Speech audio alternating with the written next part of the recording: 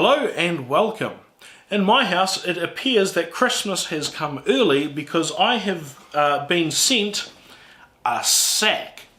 This sack is emblazoned with the rather promising words Etersound, Eternity of the Sound. Now inside this is something that is quite interesting, and I'll allow you to share this moment with me as I do open it. Most of you will probably have guessed what this is due to the shape, but for those of you who haven't guessed what this is, it is a French horn.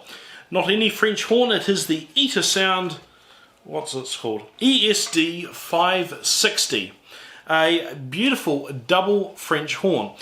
Etersound were very kind to send this instrument to me. Unfortunately, I recently had surgery on my thumb a couple of days ago, and French horn requires you to sort of rummage up the bell, so I'm not going to do too much actual playing today because of that, but I'm hoping to get in touch with a professional French horn player soon who will hopefully put this instrument through its paces. However, I have played this instrument quite a bit now, and so I'm going to give you my thoughts. But first, let's give you a bit of a physical rundown of this instrument. It is a full F, B flat double French horn. We have the two sides on it. We've got the F side around the front and the B flat side around the back. We've got the fourth valve, which is actuated by a thumb trigger, which is operated by your thumb, as you would guess by the name thumb trigger.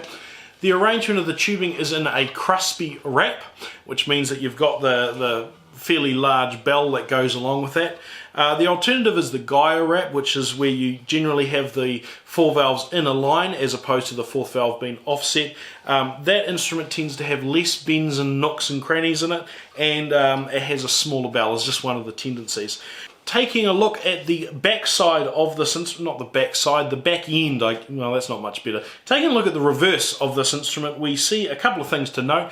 Firstly, that the tuning slides here and here, they are in opposite directions. Some people prefer tuning slides that are both in the same direction, so you can sort of pull them both out and do a double dump, a very exciting double dump. One thing that I found very interesting about this instrument is that the tuning slide, the primary tuning slide, has a reversed lead pipe. So if you look at the lead pipe that comes through here, the end of the lead pipe goes inside the main tuning slide instead of the tuning slide going inside the lead pipe. I didn't know, frankly, that French horns sometimes had reversed lead pipes, but there you go. This tuning slide down here is what you would expect, the normal manner. As with a lot of French horns, we don't have any spit valves or water keys. I mentioned earlier that this is a double French horn.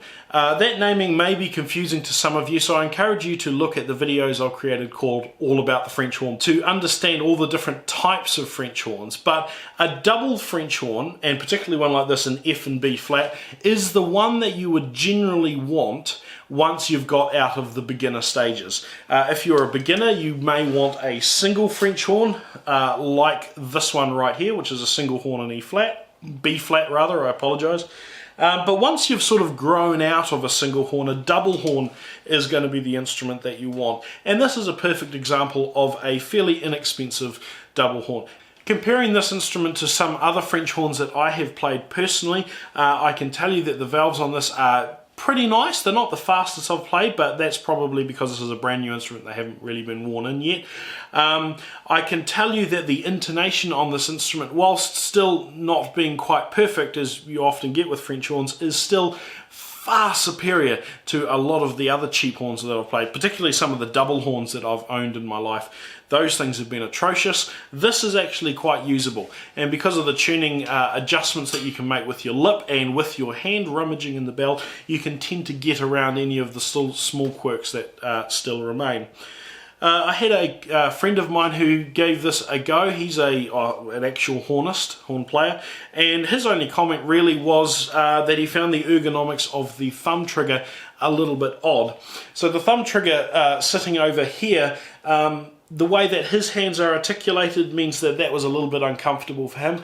If I'm being honest, it doesn't really fit perfectly with my hand. Because I've got sort of manly sized big hands, I end up using the sort of this part of my thumb here on the thumb paddle, which isn't the most comfortable or ergonomic thing. It's sort of not ideally adjusted for my hands, but a repairer could easily change the angle of the dangle, so to speak, and you know, that's something minor. Once you get used to it, that problem sort of ceases to be important. Right, so I'll play a couple of extracts. It won't be anything marvellous because, again, I'm sort of handicapped by not having a thumb that enables me to put my hand in the bell at the moment. So you'll have to forgive some of the tuning and intonation because of my limitations at the moment. But let's give you some excerpts. This is on the B flat side.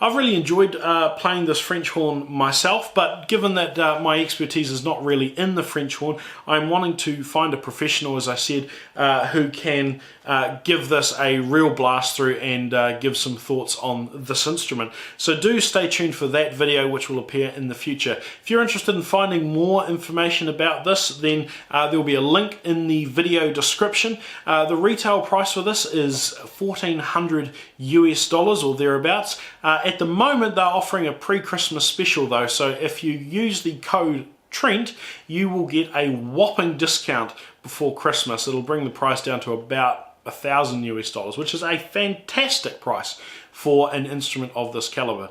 So that deal isn't going to last forever, so make sure you check that link out. Thanks very much for watching.